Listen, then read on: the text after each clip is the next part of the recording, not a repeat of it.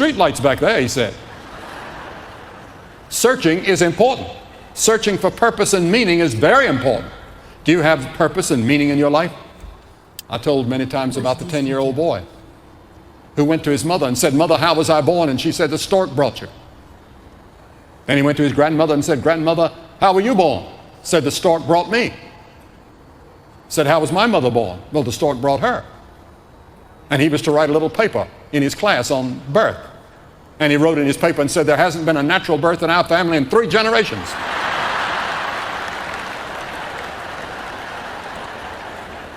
Now, Nicodemus was surprised and stunned when Jesus turned to him and said, "Nicodemus, you must be born again." If Christ had said that to Zacchaeus, who was cheating the people out of money, you could understand that. Or the woman at the well who had had 5 husbands, you could understand it. Or the thief on the cross who was guilty of robbery and mugging and all kinds of things, who said to Jesus, "Lord, remember me when you come into your kingdom." Or the woman taken in adultery. But to say it to a religious leader like Nicodemus surprised everybody. You see, Nicodemus was a ruler. He was rich. He was religious. And yet he was searching for reality. And that's why he was there. He wanted fulfillment in his life, which he hadn't found in all of his religion. Let me tell you how religious Nicodemus was and see how you stack up. He fasted 2 days a week. He spent 2 hours every day in prayer. He tithed all of his income.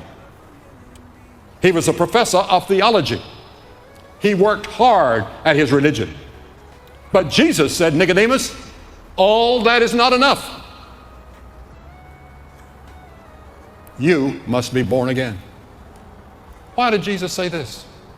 Jesus could see in his heart. He could see that he had all this outside religious experience. He had all the traditions of religion, like Fiddle on the Roof. Tradition, tradition, tradition is what he's saying. And we have traditions in our church, and all the churches, we have traditions. And we stick to those traditions. But all of it's not enough.